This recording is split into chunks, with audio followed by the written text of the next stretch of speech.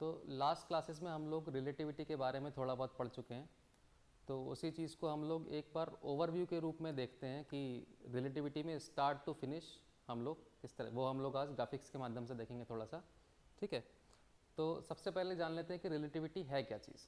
ठीक है, तो रिलेटिविटी को आप लोग डेली लाइफ में देखते ही देखते हैं। जैसे कि आप मान लीजिए किसी कार में या किसी और गाड़ी में ट्रैवल कर रहे हैं, ठीक है, तो आपके आगे चलने वाली एक गाड़ी है, उसकी स्पीड किसी सड़क पे खड़े हुए आदमी के लिए कुछ और है और आपके लिए उस गाड़ी की स्पीड कुछ और है। आपके लिए उसकी स्पीड कितनी हो जाती है, मान लिए आगे वाली गाड़ी 80 की स्पीड से चल रही है और आपकी गाड़ी चल रही है 60 की स्पीड से, तो आपके लिए उस गाड़ी की स्पीड कितनी है, 80 माइनस 60 कितनी हो जाएगी, 20 किलोमीटर पर आवर, है ना, क्योंकि आप लोग उस गाड़ी के पीछे पीछे चल रहे हैं।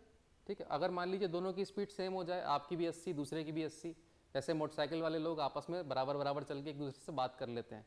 क्यों कर पाते हैं बात, क्योंकि एक दूसरे के रिलेशन में उनकी वेलोसिटी कितनी है, ज़ीरो है। रिलेटिव वेलोसिटी इसी को बोलते हैं, जो उनकी आपस की वेलोसिटी है, एक की वेलोसिटी दूसरे के रेस्पेक्ट में। ठीक है, तो वो वहाँ पे कितनी है, ज़ीरो है। ठीक है, लेकिन सड़क पे खड़े हुए व्यक्ति के लिए दोनों की वेलोसिटी में से किसी की भी ज़ीरो नहीं है। ठीक है, तो यही है रिलेटिविटी। रिलेटिविटी मतलब एक पर्सन के रिलेशन में दूसरे का मोशन।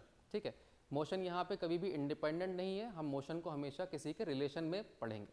ठीक है, तो उसी का एक रियल लाइफ एग्जांपल हम लोग देखते हैं कि हमारे पास एक कार है, जो कि कार आगे की तरफ मूव करने वाली है अभी। उस कार को देखने के लिए दो लोग हैं, एक व्यक्ति अपनी कार में बैठा हुआ है, दूसरा स्टेशनरी है, वो मान लीजिए सड़क पे खड़ा हुआ है। तो यहाँ पे मिस्टर बीन आपको दिख रहे होंगे, वो मिस्टर बीन सड़क पे खड़े हैं मान लीजिए, और इनको भी आप जानते हैं, ये अपनी कार में पीछा कर रहे हैं मेरी गाड़ी का। ठीक है, तो इन दोनों के लिए मेरी वेलोसिटी, मेरे कोऑर्डिनेट्स, सब कुछ अपने अपने लेवल पे अलग अलग होंगे। दोनों के रिलेशन में मेरे कोऑर्डिनेट्स अलग होंगे, दोनों के रिलेशन में मेरी वेलोसिटी अलग होगी। किस तरह से अलग होगी देखते हैं। जो मूविंग ऑब्जर्वर होगा उसको हम नाम दे देंगे एस प्राइम, और जो स्टेशनरी ऑब्जर्वर है उसको हम नाम दे देंगे एस। ठीक है, माथे पे लिखा भी हुआ है इनके एस प्राइम और इनके एस।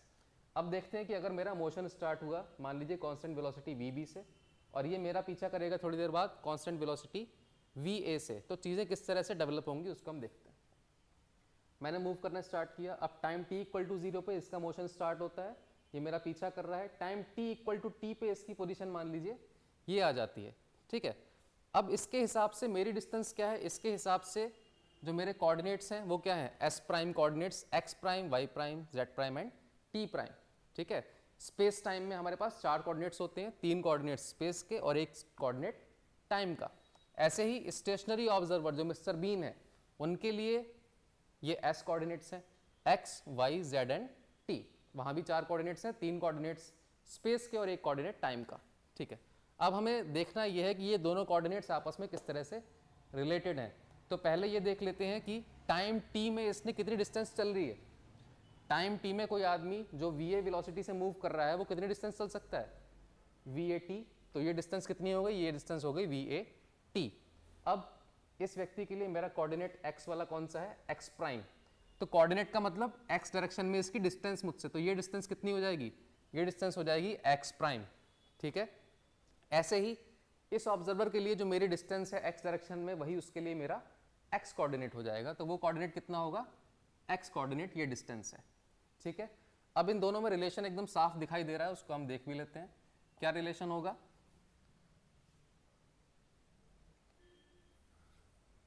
रिलेशन कुछ ऐसा दिखाई देगा, x is equal to x prime plus v a t. ठीक है, ये रिलेशन हमें साफ साफ दिखाई दे रहा है, x is equal to v a t plus x prime. तो यहां से x प्राइम को हम कैसे लिख सकते हैं, x prime is equal to x minus v a t. ठीक है, तो x कोऑर्डिनेट दोनों के एक दूसरे से कैसे रिलेट कर रहे हैं, x प्राइम और x minus v a T हो गया। अब y प्राइम, y डायरेक्शन कौन सी है, अपवर्ड डायरेक्शन को मैंने यहाँ पे y डायरेक्शन माना है। तो y डायरेक्शन में मेरे कोऑर्डिनेट्स दोनों के लिए सेम है, क्योंकि ये डिस्टेंस दोनों के लिए सेम है, ये जो हाइट है मेरी जमीन से मेरी हाइट दोनों के लिए सेम है। So y prime is equal to y हो गया। ऐसे ही z कोऑर्डिनेट, ये जो डायरेक्शन है ये कौन सा कोऑर्डिनेट है, z कोऑर्डिनेट। ठीक है, तो ये क्या हो जाएगा, ये भी दोनों के लिए सेम है, क्योंकि मैं इसी सड़क पे जा रहा हूं, मैं किसी और सड़क पे नहीं जा रहा, दोनों ऑब्जर्वर के लिए। So z prime is equal to z। अब बात आती है चौथे कोऑर्डिनेट टाइम की। तो टाइम वाला जो कोऑर्डिनेट है वो दोनों के लिए अलग अलग होगा या सेम होगा? इस चीज़ का आंसर क्या है? न्यूटोनियन मैकेनिक्स में time is absolute. Absolute time का मतलब क्या है? एब्सोल्यूट का मतलब है कि टाइम सारे ऑब्जर्वर्स के लिए सेम स्पीड से चलेगा इररिस्पेक्टिव ऑफ देयर वेलोसिटीज और मोशन और देयर फ्रेम ऑफ रेफरेंस। ठीक है, हर ऑब्जर्वर के लिए टाइम की स्पीड सेम है। जैसे कि यूनिवर्स में कहीं पे कोई एक बड़ी सी घड़ी लगी हो और वो एक ही स्पीड से चल रही हो, tick tock tick tock tick tock, सब उसको देखेंगे तो उनको टाइम की स्पीड एक ही दिखाई देगी। ठीक है, तो न्यूटोनियन मैकेनिक्स में टाइम की कुछ ऐसी पिक्चर होती है। तो उस हिसाब से t prime is always equal to t. यहाँ पे टी प्राइम ये आदमी देख रहा है, ये आदमी जब इस घड़ी को देखता है तो उसको टाइम दिखाई देता है, उसको बोलता है टी प्राइम। जब ये आदमी इस घड़ी को देखेगा, घड़ी एक ही है, घड़ी दो अलग अलग नहीं है, इस घड़ी को जब ये बंदा देखेगा तो बोलेगा टाइम टी प्राइम, जब ये बंदा इस घड़ी को देखेगा तो बोलेगा टाइम टी।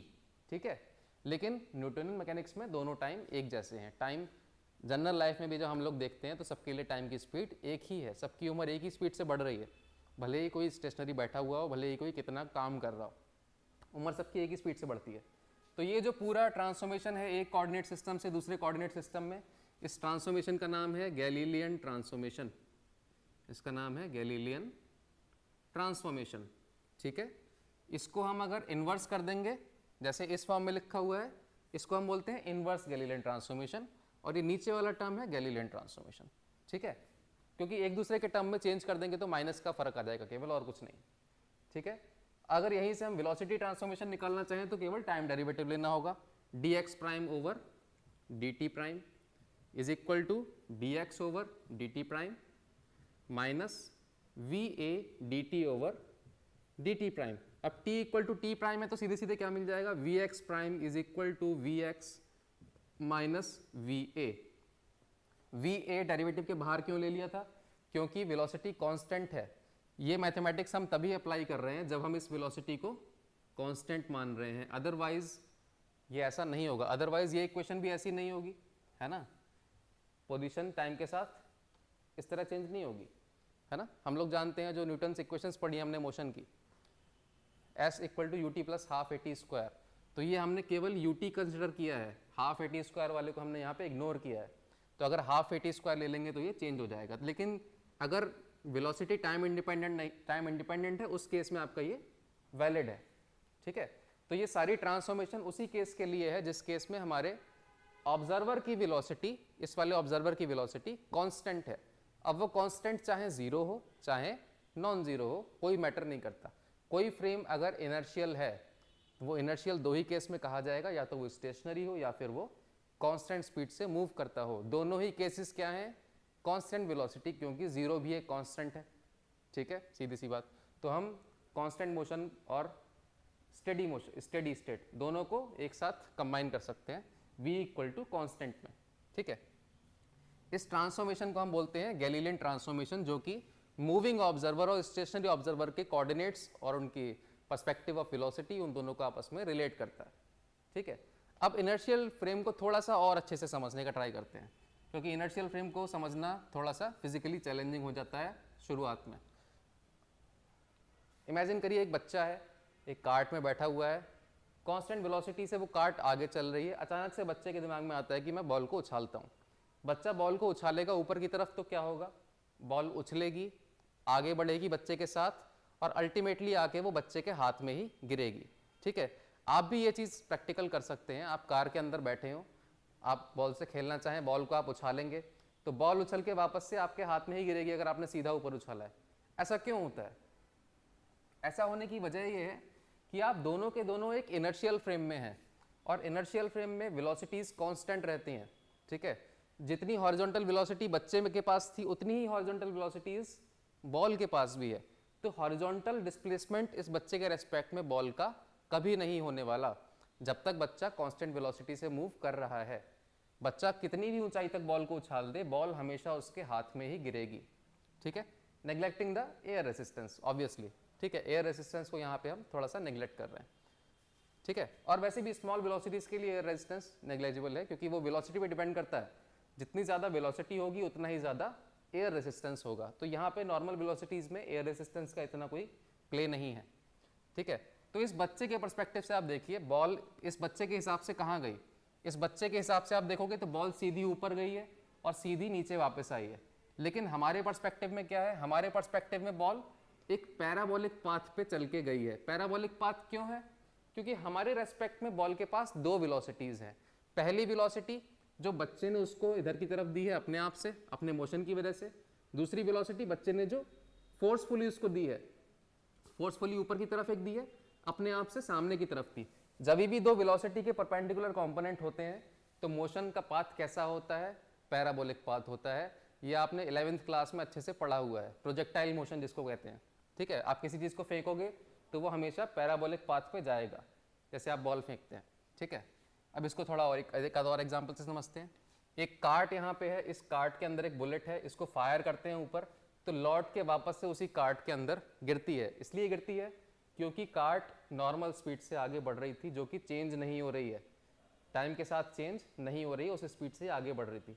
अब यहाँ पे देखने में लग रहा है कि कार्ट स्लो डाउन हो जाती है। एक्चुअल फुटेज को स्लो डाउन किया गया है, इसलिए स्लो डाउन लग रही है। एक्सपेरिमेंट में ये स्पीड आपकी कांस्टेंट है। ठीक है, वीडियो को ही यहाँ पे स्लो डाउन किया गया है जिससे थोड़ा सा इलस्ट्रेट कर सकें। ऐसा नहीं कि कार्ट स्लो डाउन हो रही है। तो कांस्टेंट वेलोसिटी में जब आप किसी बुलेट को ऊपर फायर करेंगे तो वो वापस से वहीं पे गिरेगी। ठीक है, इस एग्जाम्पल को भी देख लीजिए। यहाँ पे एक ट्रैम्पोलिन पे कूद रहे हैं ये लोग चलती हुई कार में। तो चलते हुए ट्रक में जब ये लोग कूद रहे हैं तो वापस से हर बार अपनी उसी जगह पे गिर रहे हैं। क्यों गिर रहे हैं? क्योंकि ट्रक उसी कांस्टेंट वेलोसिटी से आगे बढ़ रहा है, उसकी वेलोसिटी चेंज ही नहीं हो रही है। जब ये ऊपर जा रहे हैं तो वो उनमें उतनी वेलोसिटी मेंटेन रहती है क्योंकि उसके अपोजिट कोई भी फोर्स नहीं लग रहा है। और न्यूटन्स फर्स्ट लॉ है, लॉ ऑफ इनर्शिया, कि मोशन वैसा का वैसा बना रहेगा जब तक उसे अपोज करने के लिए कोई भी फोर्स ना हो। ठीक है, तो वही यहाँ पे सीधे सीधे लागू होता है। अब अगर आपका फ्रेम बजाय कांस्टेंट वेलोसिटी के एक्सेलरेट करने लग जाए, उस केस में क्या होगा? इमेजिन करिए आप दिल्ली मेट्रो में हैं या किसी भी मेट्रो में हैं, आप हैंगर पकड़ के खड़े हुए हैं। ठीक है, उसको पकड़ के खड़े हैं। जैसे ही ट्रेन आगे बढ़ती है तो क्या होता है? हमें झटका लगता है पीछे की तरफ, हम पीछे की तरफ झूलने लगते हैं और हैंगर ऐसे करके एक एंगल बनाता है। वही एंगल यहाँ पे मैंने इसको दिया है थीटा।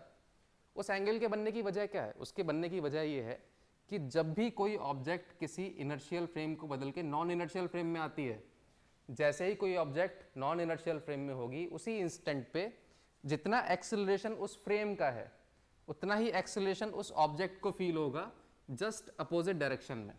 ठीक है, उतना ही एक्सेलरेशन उस ऑब्जेक्ट को फील होता है जस्ट ऑपोजिट डायरेक्शन में। कार्ट इधर को जा रही है तो इस पेंडुलम को किधर फील होगा एक्सेलरेशन?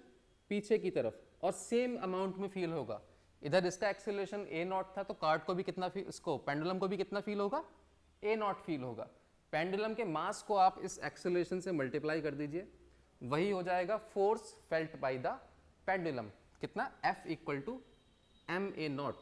इसको हम बोलते हैं स्वीडो फोर्स, या फिर हिंदी में छद्म बल बोलते हैं। छद्म मतलब छुपा हुआ, जिसका ओरिजिन आपको समझ में नहीं आ रहा। ठीक है, इसको बोलते हैं pseudo force.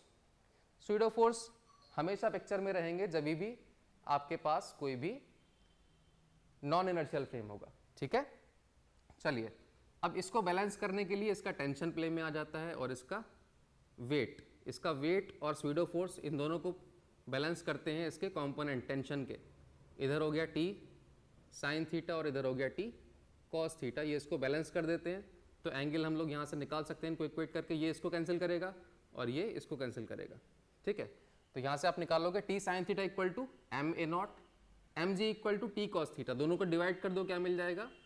Ten theta equal to A naught upon G. जितना ज़्यादा एक्सेलरेशन होगा उतना ही बड़ा एंगल बनेगा। ठीक है, क्लियर हो गया? ये रियल लाइफ एग्जांपल था जो आप लोग डेली में फील करते हैं। चलिए आगे बढ़ते हैं। ये हो गया आपका इनर्शियल फ्रेम और नॉन इनर्शियल फ्रेम। अब गैलीलियन ट्रांसफॉर्मेशन को हम लोग इस्तेमाल अगर करने लग जाएं तो उसे सही साबित करना भी ज़रूरी है। किसी चीज़ को आप अगर यूज़ कर रहे हैं तो आपको उसे सही भी साबित करना चाहिए। तो किसी भी कोऑर्डिनेट ट्रांसफॉर्मेशन, गैलीलियन ट्रांसफॉर्मेशन है कोऑर्डिनेट ट्रांसफॉर्मेशन है बेसिकली, जो एक व्यक्ति के कोऑर्डिनेट्स को दूसरे व्यक्ति के कोऑर्डिनेट से रिलेट करती है। ठीक है, तो किसी भी इस तरह की ट्रांसफॉर्मेशन को रिलेट करने के लिए सबसे अच्छा तरीका क्या है कि वो ट्रांसफॉर्मेशन के अंडर लॉज ऑफ फिजिक्स हमेशा इनवेरिएंट होंगे। Laws of physics coordinate transformation के साथ चेंज नहीं होंगे। आप इसको ऐसे समझ सकते हैं कि आप चाहे स्टेबल फ्रेम में हो चाहे मूविंग फ्रेम में हो, आपके लिए लॉज ऑफ फिजिक्स चेंज नहीं होंगे अगर आपकी वेलोसिटी कांस्टेंट है तो, ठीक है। आप एक कार में चल रहे हैं जो महंगी है, कांस्टेंट वेलोसिटी से चल रही है, एक कार में आप आ जाते हैं जो सस्ती है, कांस्टेंट वेलोसिटी से चल रही है, तो क्या लॉज ऑफ फिजिक्स चेंज हो जाएंगे? ऐसा कुछ नहीं है, लॉज ऑफ फिजिक्स वैसे के वैसे रहते हैं, ठीक है। तो सबसे पहले हम न्यूटन्स लॉज पे इसको टेस्ट करेंगे कि न्यूटन्स लॉज इसके अंडर में चेंज होते हैं या नहीं होते हैं। तो न्यूटन्स लॉज में हम सीधे सीधे देख पा रहे हैं कि Newton's laws are invariant under Galilean transformation. कैसे इनवेरिएंट है? अभी हम लोगों ने जैसे डेरिवेशन किया था, इसको एक बार देख लेते हैं फिर से। एग्जैक्टली वही चीज है, x prime equal to x minus v t, velocity वाले में हम यहाँ तक आ चुके थे ऑलरेडी। तो मैं इसके आगे की बात करता हूँ। इसके आगे आप एक और डेरिवेटिव ले लीजिए इसका टाइम के साथ, d v x prime over d t prime बन जाएगा, यहाँ पे d v x over d t prime बन जाएगा। v हम बहुत देर से कह रहे हैं कि कांस्टेंट है, इसीलिए इनर्शियल फ्रेम है। कांस्टेंट चीज़ का आप टाइम डेरिवेटिव लोगे तो क्या बन जाएगा? 0 बन जाएगा, ठीक है। तो ये 0 हो गया, तो ये दोनों इक्वेट हो गए। A X prime is equal to A X, दोनों फ्रेम्स में एक्सेलरेशन की वैल्यू सेम है, एक्सेलरेशन सेम है, जिस ऑब्जेक्ट पे एक्सेलरेशन लग रहा है वो सेम है, तो मास से मल्टीप्लाई कर दीजिए दोनों तरफ। F x prime is equal to क्या हो जाएगा? एफ एक्स, ठीक है। तो यहां से हम सीधे सीधे बोल सकते हैं कि Galilean transformation Newton's laws are invariant under Galilean transformation. Okay, चलिए अब न्यूटन्स लॉज तो नॉर्मल वेलोसिटीज के लिए हम लोग यूज करते हैं डेली लाइफ में। जैसे ये वेलोसिटी v जो हमने ली है, ये हमारी डेली लाइफ की वेलोसिटी थी, ठीक है। लेकिन अगर बाई चांस आपकी वेलोसिटी बहुत ज़्यादा बढ़ने लग जाए तब क्या होगा? तो उस चीज़ को टेस्ट करने के लिए हम लोग क्या करेंगे? हम लोग एक केस जज करेंगे, जो कि केस है maximum possible velocity in the universe. किस चीज़ की मैक्सिमम पॉसिबल वेलोसिटी है? हम लोग सब जानते हैं कि speed of light is the maximum possible velocity in the universe. Speed of light कौन सी फिजिक्स फॉलो करती है? Speed of light physics follow करती है मैक्सवेल्स इक्वेशंस की फिजिक्स को, ठीक है। Speed of light always follows, light या फिर electromagnetic waves always follow Maxwell's equations. 4 Maxwell's equations है हमारे पास, उनके ऊपर टेस्ट करेंगे कि अगर आपका गैलीलियन ट्रांसफॉर्मेशन काम कर गया तो आपका गैलीलियन ट्रांसफॉर्मेशन फिर हर चीज़ पे काम करेगा। जब मैक्सिमम वेलोसिटी के लिए काम कर रहा है तो इंटरमीडिएट वेलोसिटी के लिए वो ऑब्वियसली काम करेगा, ठीक है। तो ये हम लोग पहले चेक कर लेते हैं। 4 इक्वेशंस होती हैं, चारों के बारे में हम लोग जानते हैं। पहली इक्वेशन है गॉस लॉ, सेकंड है फैराडे लॉ। फैराडे लॉ आप जानते हैं, changing magnetic field creates electric field.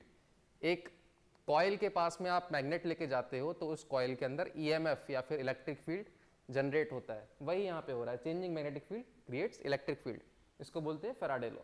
Third है del dot B equal to 0, इसका कोई नाम नहीं है लेकिन इसका कंसिक्वेंस क्या है? कंसिक्वेंस इसका ये है कि magnetic monopole can not exist. इसका क्या मतलब है? आपके पास एक मैग्नेट है, बार मैग्नेट, उसको आपने बीच से तोड़ दिया, तो एक तरफ नॉर्थ पोल है, एक तरफ साउथ पोल है। क्या ऐसा होगा कि एक टुकड़ा नॉर्थ पोल कहलाएगा और एक टुकड़ा साउथ पोल कहलाएगा? ऐसा तो नहीं होता। दोनों मैग्नेट्स अलग अलग मैग्नेट की तरह ही बिहेव करती हैं। इधर वाली मैग्नेट का टुकड़ा, उसमें एक साउथ पोल बन जाएगा और एक नॉर्थ पोल बन जाएगा, ऐसे ही दूसरी वाली में भी होगा, ठीक है। तो मैग्नेटिक मोनोपोल एग्जिस्ट नहीं करता। ऐसा कभी नहीं होगा कि आपके पास एक मैग्नेट है, आप बोलोगे कि ये साउथ पोल वाली मैग्नेट है मेरे पास, ऐसा कभी नहीं होता है, ठीक है। चलिए, तो ये उसी की वजह से होता है del dot B equal to 0। Last वाली इक्वेशन है del cross B equal to mu naught J plus mu naught epsilon naught del E over del t. अब आप लोग जानते हैं कि जो पहला पार्ट है वो तो एम्पियर्स लॉ है ना, पहला पार्ट सब लोग जानते हैं एम्पियर्स लॉ है, वो हम लोग 12th क्लास में पढ़ के आए हुए हैं। इतना पार्ट क्या है? एम्पियर्स लॉ, ठीक, ये आपने 12th क्लास में पढ़ा है। ये जो एक्स्ट्रा टर्म आई है ये है मॉडिफाइड एम्पियर्स लॉ इसको बोलते हैं, या फिर इस क्वांटिटी का केवल नाम है डिस्प्लेसमेंट करंट। अब ये क्यों आती है क्यों नहीं आती है, ये हम लोग ईएमटी के कोर्स में पढ़ चुके हैं।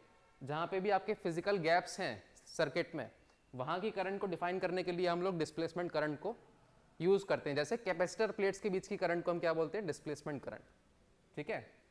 तो उन सब चीज़ों से हमें फिलहाल कोई मतलब नहीं है। हम लोग देखते हैं कि अगर हमारा एक इलेक्ट्रिक फील्ड है जो कि ट्रैवल कर रहा है एक्स डायरेक्शन में टाइम के साथ, अगर उसको यूज़ करेंगे तो ये इक्वेशन मॉडिफाई हो जाएगी इस तरह से, ये इक्वेशन इस तरह मॉडिफाई हो जाएगी। फिर इस इक्वेशन पे हम लोग गैलीलियन ट्रांसफॉर्मेशन लगाएंगे। गैलीलियन ट्रांसफॉर्मेशन लगाने के बाद ये इक्वेशन कुछ इस तरह की बन जाती है, जो कि बननी चाहिए थी सिर्फ इतनी, बननी चाहिए थी सिर्फ इतनी, सारी क्वांटिटीज के ऊपर केवल प्राइम लग जाता। एस फ्रेम से जब एस प्राइम फ्रेम में आते तो सारी क्वांटिटीज के ऊपर केवल प्राइम लगना चाहिए था, लेकिन हमें ये इतनी टर्म एक्स्ट्रा मिल जाती है। ये जो एक्स्ट्रा टर्म मिल गया, इसी की वजह से हम लोग बोलते हैं कि Maxwell's equations are not invariant under Galilean transformation. Invariant तब कहलाते जब वैल्यू सेम रहती दोनों रेफरेंस फ्रेम्स में, एस फ्रेम में भी और एस प्राइम फ्रेम में। ठीक है, तो यहाँ पे आके जो है हमारी गैलीलियन ट्रांसफॉर्मेशन फेल कर जाती है। ठीक है, अब फेल कर गई तो फेल करने की कोई ना कोई वजह भी रही होगी, बेवजह तो कोई चीज़ फेल होती नहीं है। आप लोग भी एग्जाम में फेल होते हैं तो उसकी वजह क्या होती है कि आपने पढ़ाई नहीं की। ठीक है, तो बेवजह इस यूनिवर्स में कोई भी चीज़ नहीं होती, इसकी वजह क्या हो सकती है? 3 एक्सप्लेनेशन है हमारे पास। पहला एक्सप्लेनेशन, मैक्सवेल इक्वेशन ही गलत है। बहुत बड़ा स्टेटमेंट हो गया, एरोगेंट स्टेटमेंट हो गया। आप वेल स्टेब्लिश्ड फिजिक्स लॉज को ऐसे डिनाई कैसे कर दोगे कि सीधे सीधे आपने बोल दिया मैक्सवेल्स इक्वेशंस ही गलत हैं। तो ये बहुत ही एक्सट्रीम अप्रोच हो गई, इसको गलत साबित करना पॉसिबल नहीं है। फिलहाल आसान नहीं कहना सही है साइंस की लैंग्वेज में, पॉसिबल भले ही कभी फ्यूचर में आपके लिए हो, लेकिन फिलहाल ऐसा नहीं है कि आप मैक्सवेल इक्वेशन को गलत कह सकें। बहुत एक्सट्रीम अप्रोच है, तो इसको छोड़ देते हैं। सेकंड ऑप्शन पे आते हैं। सेकंड ऑप्शन क्या कहता है? मैक्सवेल्स इक्वेशन सही है, लेकिन केवल किसी एक ही रेफरेंस फ्रेम में सही है। उस रेफरेंस फ्रेम को हमने नाम दे दिया ईथर। हमने इमेजिन किया कि जो हमारा एम्प्टी स्पेस है यूनिवर्स में, उस एम्प्टी स्पेस को एक फ्लूइड टाइप की चीज़ फिल करती है, जिसको हमने नाम दे दिया इमेजिनरी ईथर। ठीक है, तो उस रेफरेंस फ्रेम में तो मैक्सवेल्स इक्वेशन सही है, लेकिन उसके अलावा गलत हो जाती हैं, तो उन्हें मॉडिफाई करने की ज़रूरत है। एक एक्सप्लेनेशन ये है। थर्ड एक्सप्लेनेशन क्या है कि मैक्सवेल इक्वेशन वगैरह सब कुछ सही है, जो गैलीलियन ट्रांसफॉर्मेशन हमने बनाया था वो ट्रांसफॉर्मेशन ही अपने आप में बेकार है, उसमें कोई ना कोई गलती है। तो हम लोग सेकंड और थर्ड पॉइंट को चेक कर लेंगे। फर्स्ट वाले की हमें ज़रूरत नहीं है चेक करने की, वो पॉसिबिलिटी है नहीं। सेकंड को चेक करेंगे, अगर सेकंड वाला सही है तो ये सही हो जाएगा, गलत है तो तीसरा अपने आप सही हो जाएगा। ठीक है, तो सबसे पहले हम सेकंड को चेक कर लेते हैं। सेकंड को चेक करने के लिए हमें एक इंस्ट्रूमेंट यूज़ करना पड़ेगा जिसका नाम है माइकलसन मोरले इंटरफेरोमीटर। ये बहुत ही एलिगेंट और बहुत ही प्रिसाइज इंस्ट्रूमेंट है। आप लोग कभी अगर एमएससी लैब में जाएंगे और इस इंस्ट्रूमेंट को यूज़ करेंगे तो आप देखेंगे कि कितना प्रिसाइज है। ठीक है, इसमें बेसिकली है क्या, एक आपके पास लाइट सोर्स रहता है, बल्ब नहीं होता है, बेसिकली मोनोक्रोमेटिक सोर्स होता है। एनिमेशन में मुझे जो बना मिला वो मैंने बना दिया है। बल्ब नहीं होता है, वहाँ पे लेज़र सोर्स होगा या फिर और कोई मोनोक्रोमेटिक सोर्स होगा। ठीक है, बल्ब हमारे जो है मोनोक्रोमेटिक नहीं होते हैं। अगर मोनोक्रोमेटिक नहीं होंगे तो कोहेरेंस भी नहीं मिलेगा और इंटरफेरेंस भी नहीं होगा। तो जो हमारी लाइट है वो बेसिकली बीम स्प्लिटर से 2 पार्ट्स में डिवाइड हो जाती है। आपको मालूम होगा आपके घर में जो खिड़कियों के कांच होते हैं वो भी बीम स्प्लिटर की तरह काम करते हैं। आप खिड़की के उस तरफ भी देख सकते हो और रिफ्लेक्शन भी आपको दिखाई देता है खिड़की में। ठीक है, तो वैसा ही कुछ ये वाला कांच है, लाइट को आधा इधर भेज रहा है और आधा इधर भेज रहा है। वापस आती है लाइट, फिर से वापस वही चीज़ होती है और दोनों बीम्स इधर की तरफ आती हैं और उनमें इंटरफेरेंस होता है। इंटरफेरेंस की वजह से डिस्ट्रक्टिव और कंस्ट्रक्टिव इंटरफेरेंस होगा अलग अलग प्लेसेस पे, क्योंकि फेज डिफरेंस कांस्टेंट है। फेज डिफरेंस वेरी होने की कोई वजह भी नहीं है, अलग अलग प्लेसेस पे वो कांस्टेंट है। उस वजह से आपका कंस्ट्रक्टिव और डिस्ट्रक्टिव इंटरफेरेंस होगा अलग अलग जगह पे और आपको फ्रिंजेस दिखाई देंगी। अगर दोनों मिरर्स ये वाला और ये वाला एकदम परपेंडिकुलर हैं एक दूसरे के, उस केस में क्या होगा, उस केस में आपको फ्रिंजेस सर्कुलर दिखाई देंगी।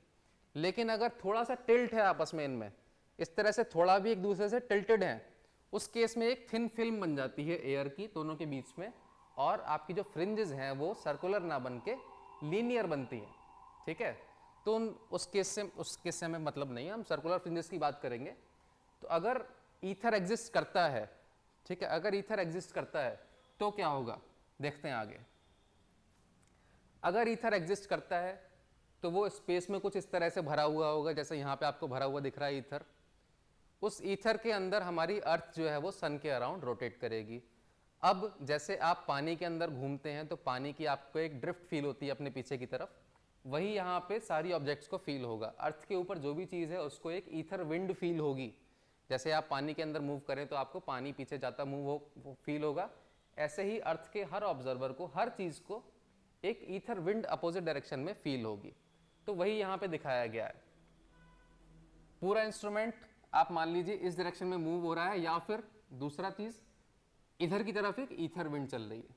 ठीक है। उस केस में क्या होगा, उस केस में जो हॉरिजॉन्टल लाइन है उस पे ईथर का इफेक्ट पड़ेगा, इस वाले पे ईथर का इफेक्ट नहीं पड़ेगा क्योंकि उसकी वेलोसिटी उसके परपेंडिकुलर है। इस वाली लाइट पे उसका फर्क पड़ेगा, जाते समय उसकी वेलोसिटी में, लाइट की वेलोसिटी में वो ईथर की वेलोसिटी ऐड हो जाएगी c प्लस वी, वापस आते समय c माइनस वी। ऐसा क्यों हो रहा है?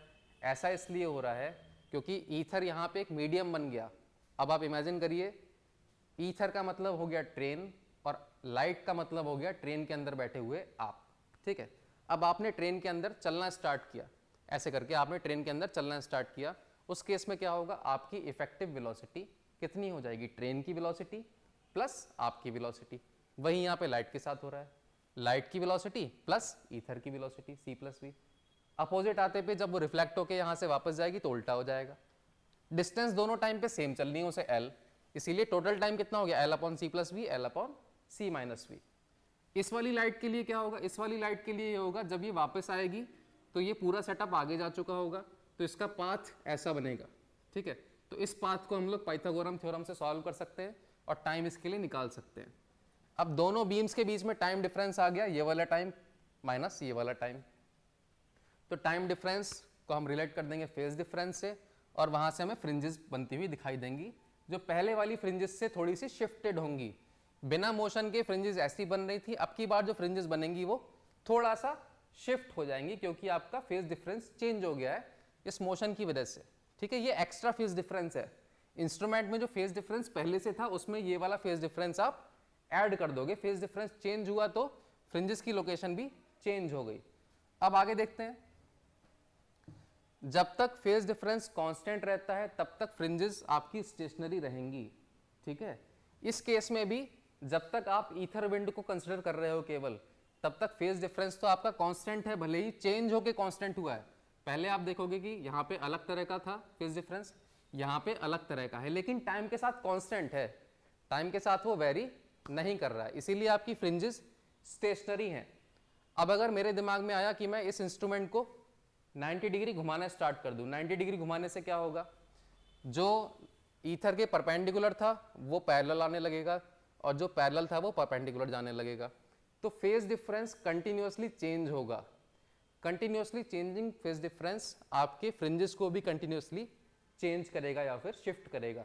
तो आप यहाँ पे देखोगे कि आपकी फ्रिंजेस जो हैं वो बाहर की तरफ शिफ्ट हो रही हैं, ठीक है।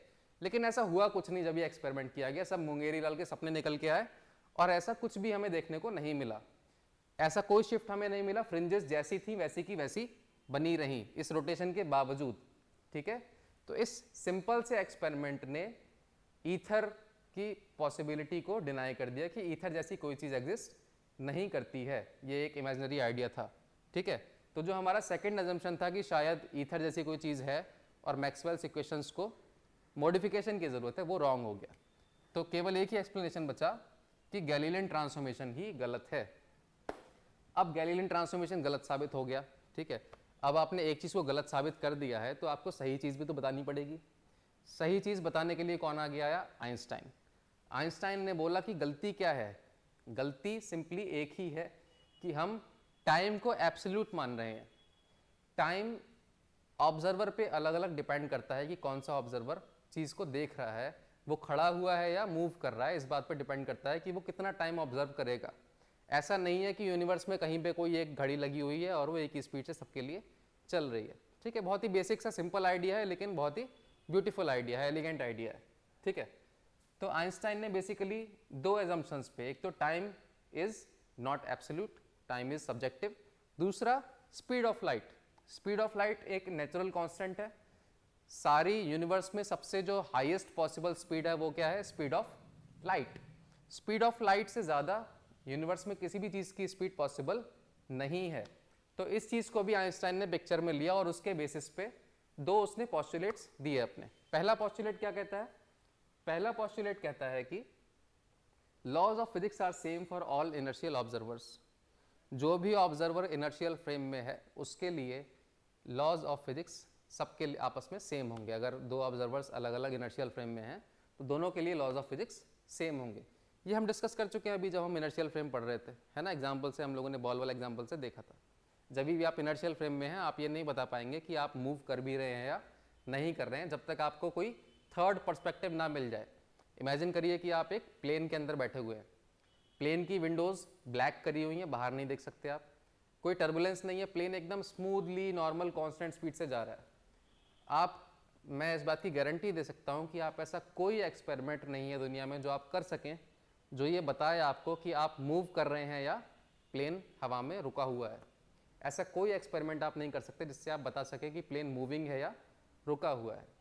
जब तक प्लेन एक्सेलरेट ना हो, आपको आगे या पीछे की तरफ झटका ना लगे, जब तक प्लेन का फ्रेम नॉन इनर्शियल ना हो जाए, आप बाहर देखे बिना ये नहीं बता पाओगे किसी भी एक्सपेरिमेंट से कि प्लेन खड़ा हुआ है या मूव कर रहा है। ठीक है, तो ये इस फर्स्ट लॉ का इम्प्लीकेशन है। ठीक, लॉ नहीं सॉरी पोस्टुलेट। सेकंड पोस्टुलेट क्या है? सेकंड पोस्टुलेट थोड़ा सा माइंड बॉगलिंग है, ये आपके दिमाग को थोड़ा सा डिस्टर्ब करेगा। एक यहाँ पे मिस्टेक हो गई है, स्पीड की जगह पे स्पीड लिखा हुआ है, उसको इग्नोर करिए। Speed of light in free space is same and equal to c for all inertial observers irrespective of their speeds. क्या मतलब है इस बात का? इस बात का मतलब ये है कि मैं किसी कार का पीछा करूं, चाहे मैं खड़े होकर उसे देखूं, उसकी स्पीड मेरे लिए उतनी की उतनी होगी। कैसे पॉसिबल है? ऐसा नहीं पॉसिबल है, लेकिन होता है। लाइट के लिए ऐसा ही होता है। आप चाहे लाइट की डायरेक्शन में जा रहे हो, चाहे लाइट के अपोजिट जा रहे हो, कितनी भी स्पीड से, आपके लिए लाइट की स्पीड फ्री स्पेस में हमेशा कितनी होगी? c। ठीक है, इसको एक एग्जांपल से समझते हैं तब अच्छे समझ में आएगा। एग्जांपल क्या है? सबसे अच्छा एग्जांपल है लाइट सोर्स का, सूरज। सूरज से हर डायरेक्शन में c स्पीड से लाइट निकल रही है फ्री स्पेस में। ठीक है, अब दो रॉकेट हैं, एक रॉकेट जा रहा है सूरज की तरफ, एक रॉकेट जा रहा है सूरज से दूर। कितनी स्पीड से जा रहे हैं? ये वाला रॉकेट भी आगे जा रहा है c/2 से, और ये वाला रॉकेट भी आगे जा रहा है c/2 से। ठीक है, दोनों रॉकेट्स की स्पीड कितनी है? c/2। एक जा रहा है सूरज की तरफ, एक जा रहा है सूरज से दूर। अब हमें ये पता लगाना है कि लाइट की स्पीड दोनों के लिए अलग अलग कितनी कितनी होगी। सिंपल मैथमेटिक्स ये बताता है कि इस रॉकेट के लिए लाइट की स्पीड हो जाएगी c/2 प्लस c। जैसे अपोजिट चलती हुई कारों की स्पीड ऐड होती है, वही वाला केस हो जाएगा। तो टोटल कितना हो गया? 3c/2। इसके लिए क्या हो गया? उल्टा, c/2 और लाइट की स्पीड c माइनस c/2, इसके लिए हो गया c/2। तो नॉर्मल मैथमेटिक्स ये बताती है कि दोनों के लिए लाइट की स्पीड कितनी होगी? एक के लिए 3c/2 और एक के लिए c/2। लेकिन एक्चुअली ऐसा नहीं है। एक्चुअली क्या है कि दोनों के लिए लाइट की स्पीड होगी c। ये किसका रिजल्ट है? ये रिजल्ट है आपके सेकंड पोस्टुलेट का। ठीक है, second postulate of special theory of relativity. इसी सेकंड पोस्टुलेट और टाइम डायलेशन पे आपकी सारी रिलेटिविटी डिपेंड करती है। टाइम डायलेशन क्या है? आके देखते हैं। देखिए, एक ट्रेन है, एक ट्रेन 0.95 c स्पीड से आगे जा रही है। अब क्योंकि मैसिव ऑब्जेक्ट है, इसकी वेलोसिटी c तो पॉसिबल नहीं है, लेकिन c से कम तो पॉसिबल है। अब ये 9.95 c से कम ही है। ठीक है, भले ही थोड़ा सा कम है, 5% कम है, लेकिन कम है। अब इसके अंदर एक बच्चा भागना शुरू करता है। बच्चे ने भागना शुरू किया अंदर 0.1 c स्पीड से। ठीक है, तो क्या होगा? बच्चा ट्रेन के अंदर आगे बढ़ता जाएगा। ठीक है, आप देखोगे तो बच्चा पीछे से ट्रेन में आगे की तरफ जा रहा है भागता हुआ। बच्चे भागते हैं ट्रेन में, बस ये थोड़ा तेज है और तेज भाग रहा है। तो ये जो मिस्टर बीन खड़े हैं, इनको लगेगा कि ये बच्चा स्लो मोशन में मूव कर रहा है। देखो ये कह भी रहे हैं, why is this boy moving in slow motion. इनको दिखेगा कि बच्चा स्लो मोशन में मूव कर रहा है, ऐसे ऐसे करके ऐसे स्लो मोशन में भागा जाता है। ठीक है, ऐसा क्यों हो रहा है? ऐसा होने की वजह मैं आपको बताता हूँ। ट्रेन की स्पीड है 0.95 c, बच्चे की स्पीड है 0.1 c। इनके रेस्पेक्ट में दोनों की स्पीड आप ऐड कर दो, वो क्या हो जाएगी? बच्चे की टोटल स्पीड। ठीक है, बच्चे की इफेक्टिव स्पीड क्या हो गई? 0.95 प्लस बच्चे की इफेक्टिव स्पीड हो गई 0.95 प्लस 0.1 c। टोटल कितना हो गया? 1.05 c। अब ये c से ज़्यादा हो गया कि नहीं हो गया? अब ये हो गया c से ज़्यादा, लेकिन नेचर मना कर रही है इस बात के लिए। नेचर बोलती है कि ऐसा पॉसिबल नहीं है। अब नेचर किसी भी हद तक जाएगी इस चीज़ को रोकने के लिए। तो वो क्या इसका सोल्यूशन है नेचर के पास? इसका सोल्यूशन ये है कि ऑब्जर्वर जो देख रहा है कि स्पीड c से ज़्यादा है इसकी, उस ऑब्जर्वर के रेस्पेक्ट में ये बेचारा स्लो मोशन में चलने लगेगा। उस ऑब्जर्वर के लिए इसके लिए टाइम स्लो हो जाएगा। नेचर के पास ये सोल्यूशन है इस प्रॉब्लम का। ठीक है, क्या सोल्यूशन है कि जिस ऑब्जर्वर के लिए इसकी स्पीड c से ज़्यादा है उसे लगेगा कि इसका टाइम स्लो चल रहा है, सीधे सीधे। ठीक है, तो इफेक्टिवली इसकी जो वेलोसिटी है वो c से नीचे आ जाएगी, इसीलिए ये बोल रहे हैं कि ये बच्चा स्लो मोशन में चल रहा है। अब ये भागेगा तो सही लेकिन उतनी डिस्टेंस तय नहीं कर पाएगा, तो इसलिए इन्हें लगेगा कि इफेक्टिवली इसकी स्पीड c से नीचे आ गई है। ठीक है, तो इस तरह से फिजिक्स नेचर में काम करती है। ये क्या है, ये आपका इसके और सेकंड पोस्टुलेट के बेस पे ही पूरी आपकी रिलेटिविटी टिकी हुई है, इस बात पे और सेकंड पोस्टुलेट पे। ठीक है, तो क्या है वो मैथमेटिक्स जो डिफाइन करती है उस चीज़ को। गैलीलियन ट्रांसफॉर्मेशन को तो हमने गलत साबित कर दिया, अब उसको गलत साबित कर दिया तो कुछ सही भी तो होगा। जो सही है उसका नाम है लॉरेंट्ज ट्रांसफॉर्मेशन। ठीक है, लॉरेंट्ज ट्रांसफॉर्मेशन क्या है, हमने लिखा था x prime is equal to x minus v t, ये गैलीलियन में था। अब इसके डिवीजन में आ जाएगा 1 minus we square by C square. ये जो है v square by C square ये टेक केयर करता है उस नेचुरल कांस्टेंट को, किसी भी चीज़ की वेलोसिटी c से ऊपर नहीं जानी चाहिए। ऐसे ही टाइम जो है, अब टाइम एब्सोल्यूट नहीं रह गया है, टाइम चीज़ के साथ वेरी कर रहा है, अगर वो मूव करेगी तो अलग होगा, स्टेशनरी होगी तो अलग होगा। टाइम इस तरह से अलग अलग ऑब्जर्वर के लिए अलग अलग हो जाएगा। ठीक है, इस पूरी मैथमेटिक्स का डेरिवेशन उसी एक सेकंड पोस्टुलेट के बेस पे हो रहा है। ठीक है, वो बहुत ही इंपॉर्टेंट पोस्टुलेट है, इसीलिए उसे समझना जरूरी है। इन दोनों को यूज करोगे आप तो वेलोसिटी क्या आ जाएगी, V x prime is equal to V X minus V upon under root 1 minus sorry under root नहीं, V X V by C square. ठीक है, ये आ गई वेलोसिटी एस प्राइम फ्रेम में। अगर एस फ्रेम में किसी की वेलोसिटी वी एक्स है तो एस प्राइम फ्रेम में उसकी वेलोसिटी कितनी हो जाएगी, वी एक्स प्राइम। जब एस प्राइम फ्रेम कितनी वेलोसिटी से मूव कर रहा है, वी वेलोसिटी से मूव कर रहा है उस केस में। ठीक है, तो ये टेक केयर करेगा इस बात को कि आपकी वेलोसिटी कभी भी लाइट की स्पीड से ज़्यादा ना हो। इसको ट्रांसफॉर्मेशन को हम लोग बोलते हैं लॉरेंट्ज ट्रांसफॉर्मेशन। ये पूरा ट्रांसफॉर्मेशन नहीं है, मैं अभी केवल आपको एक इंट्रोडक्शन दे रहा हूँ, बहुत ज़्यादा डीप में अभी मैं नहीं जा रहा क्योंकि ये इंट्रोडक्टरी कोर्स है अभी इस समय। ठीक है, तो इस लॉरेंट्ज ट्रांसफॉर्मेशन के बेस पे हम लोग आगे देखते हैं कि फिजिक्स किस तरह से काम करेगी। ठीक है, इमेजिन करिए दो सगे भाई अर्थ के ऊपर खड़े हैं। ठीक है, दोनों की शक्ल मेरे जैसी है, दोनों की उम्र कितनी है, 20 साल, दोनों की उम्र है 20 साल। अब क्या होता है, दोनों में लड़ाई हो जाती है, एक डिसाइड करता है कि मैं छोड़ के जा रहा हूँ, रॉकेट उठाता है और चल देता है। ठीक है, चला गया और उसके हिसाब से वो 10 साल बाद लौट के आया। 10 साल बाद लौट के आया तो उसकी उम्र कितनी हो गई, 30 साल। ये बोल रहा है कि जब मैं गया था मेरी उम्र थी 20 साल, अब मेरी उम्र कितनी हो गई, अब मेरी उम्र हो गई 30 साल। ठीक है, लेकिन दूसरे भाई साहब का कुछ और ही ख्याल है, वो क्या कह रहे हैं, ऐसा कैसे हो सकता है, तो मेरे भाई जुड़वा भाई हो, मेरी उम्र 36 साल है, तुम्हारी 30 कैसे हो गई, है ना। अब ऐसी डिस्पैरिटी क्यों आ रही है दोनों के ऑब्जर्वेशन में, ये आ रही है सिंपली टाइम डायलेशन की वजह से। टाइम डायलेशन आपकी इसी लॉरेंट्ज ट्रांसफॉर्मेशन का कंसिक्वेंस है। कैसे होता है टाइम डायलेशन, देखते हैं कि अलग अलग ऑब्जर्वर के लिए टाइम अलग अलग स्पीड से चल रहा है, कैसे हो रहा है ऐसा। इमेजिन करिए ये जब यहाँ से गया, ये जब यहाँ से चला तो इसने घड़ी में टाइम देखा t1 प्राइम।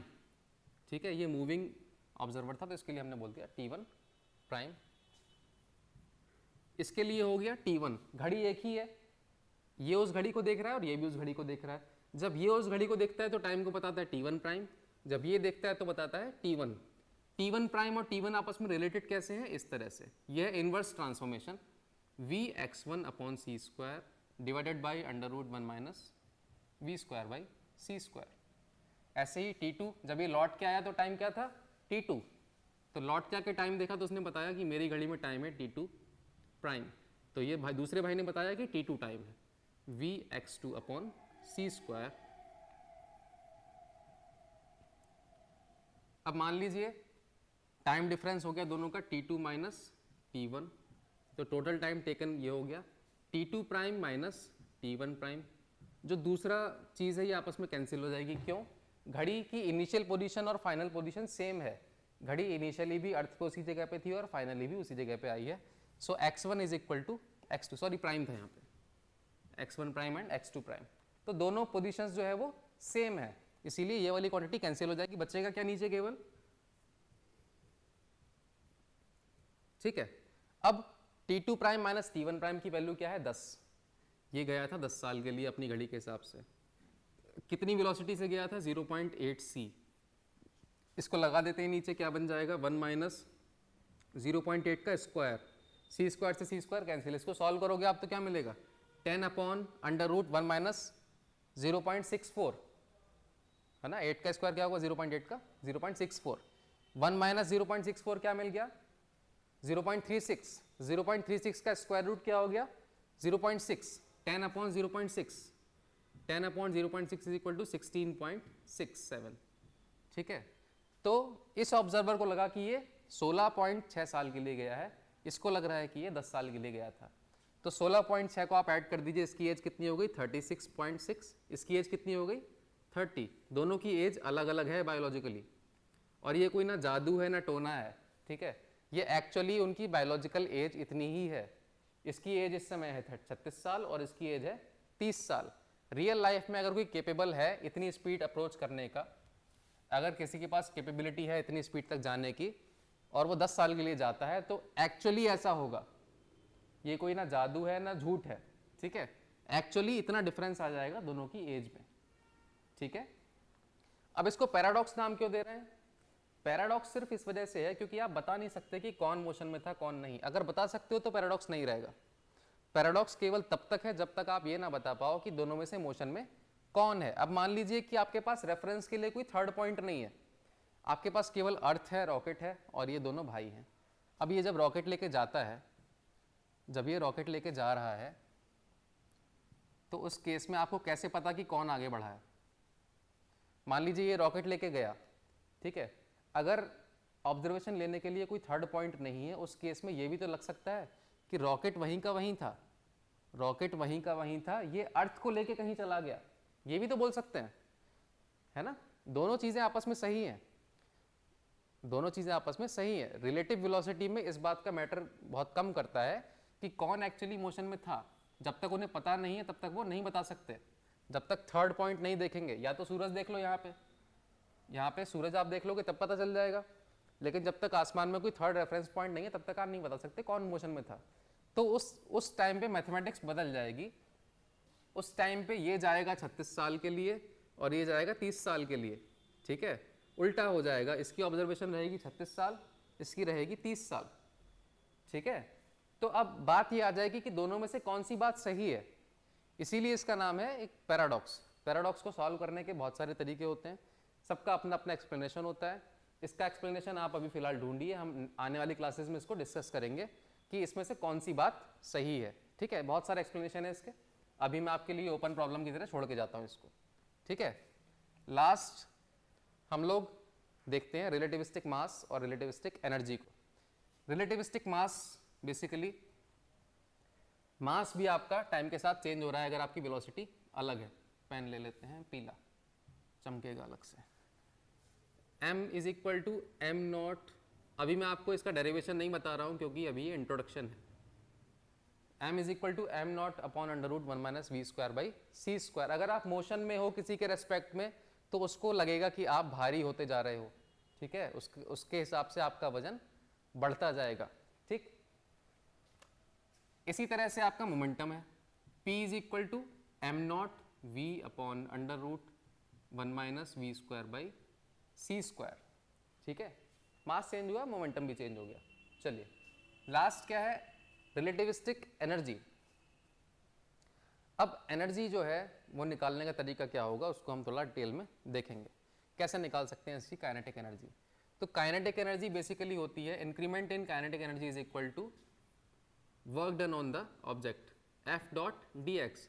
एफ फोर्स लगा के आपने ऑब्जेक्ट को अगर डी एक्स डिस्प्लेसमेंट दिया तो टोटल आपका जो वर्क डन है वो इतना हो जाएगा और वही काइनेटिक एनर्जी के तौर पे उसमें स्टोर हो जाएगा। अब यहाँ पे एफ डॉट डी एक्स की वैल्यू कैसे निकालेंगे? इस ऑब्जेक्ट के लिए एफ की वैल्यू क्या है? न्यूटन्स सेकेंड लॉ आप जानते हैं, F is equal to M a होता है ना, लेकिन यहाँ पे F is equal to M a नहीं होगा। यहाँ पे क्या होगा? एफ इज इक्वल टू, कैसे निकालेंगे, क्या होगा? और पीछे जाते हैं, F equal to M a हम डायरेक्ट बोल देते हैं। एफ एक्चुअली इक्वल टू क्या होता है? एक्चुअली होता है d p by d t, ठीक है। ये हो जाता है d over d t m v. अब अगर आपका मास कांस्टेंट है तो वो डेरिवेटिव के बाहर आ जाएगा, m d v over d t, और ये बन जाता है ma। ठीक है, ये केस है आपका न्यूटोनियन मैकेनिक्स का। न्यूटोनियन मैकेनिक्स में F इक्वल टू ma, लेकिन इस केस में आपका मास वेरिएबल है, मास कांस्टेंट नहीं है। जो चीज़ कांस्टेंट नहीं है उसको आप डेरिवेटिव से बाहर नहीं ले सकते, तो यहाँ के आगे आप नहीं जाओगे, यहाँ के आगे आप नहीं जाओगे, आप इसको यहीं कहीं छोड़ दोगे। ठीक है, तो ये क्या बन जाएगा, ये बन जाएगा d m over d t, साथ में v plus m d v over t t. ठीक है, इसको यहाँ पुट कर देंगे वापस से, और dx की जगह लिख लेंगे v dt, लिख सकते हैं हम लोग ऑब्वियसली। तो ये हो जाएगा d M d t v plus m d v d t. ठीक है, साथ में क्या आ गया v dt। इसको आप ओपन करेंगे तो आपको मिल जाएगा v square D m plus m v d v. अब वापस चलते हैं अपने मास वाले फॉर्मूला पे। मास क्या था, m is equal to M naught upon under root 1 minus we square by C square. So यहाँ से क्या हो जाएगा, m square 1 minus we square by C square is equal to M naught square. ठीक है, तो यहाँ से मिलेगा m square C square minus M square V square is equal to M naught square C square. इसका derivative ले लीजिए तो क्या मिलेगा, 2m डी एम सी square minus 2m d m v square minus 2v d v m square. ठीक है, 2v d v m square equal to 0, क्योंकि right hand side में सब कुछ कांस्टेंट है तो उसका डेरिवेटिव क्या हो जाएगा, डेरिवेटिव हो जाएगा 0। अब 0 हो गया, यहाँ से 2m 2m इतना आपने कॉमन लेके हटा दिया, बचा क्या, c square D m is equal to v square D m plus m v d v. ये आप देख रहे हो इंटीग्रल में जो क्वांटिटी थी वही आ गई, तो उसको हम रिप्लेस कर देंगे सी स्क्वायर डी एम से।